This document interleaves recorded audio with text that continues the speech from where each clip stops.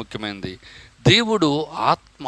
నీవు నేను అనుకున్నట్లుగా, నెబుకద్నెజర్ అనుకున్నట్లుగా, లేక బెల్షెజర్ అనుకున్నట్లుగా, లేక మరి ఐగుప్తు రాజులు, పర్షియన్ రాజులు, మరి చక్రవర్తులందరూ అనుకున్నట్లుగా, ప్రజలు అనుకుంటున్నట్లుగా దేవుడు అంటే ఏదో బొమ్మ కాదు.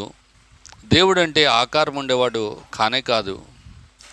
దేవుడు అంటే ఆత్మ అని రాయబడింది. యోహాను సువార్త 4:24 ప్రభు అయినటువంటి యేసుక్రీస్తు వారు సమరయ స్త్రీతో మాట్లాడుతున్నప్పుడు, దేవుడు ఆత్మ గనుక ఆయనను ఆరాధించేవారు ఆత్మతోనూ సత్యముతోనూ ఆరాధింపవాలని రాయబడినటువంటిది ఉంది. 6వ సబ్జెక్ట్ మనం చూస్తూ ఉంటాము. దేవుడు మీరు తెలుసుకోగల ఒక వ్యక్తి. మనం తెలుసుకోవచ్చు ఆయన మనకు ఖచ్చితంగా అందుబాటులోనే ఉంటాడు. ఆయన ఏదో మనల్ని వదిలిపెట్టి దూరంగా ఉండేవాడు ఎంత మాత్రం కూడా కాదు. అయితే మనం చేయవలసింది, మనం ఎలాంటి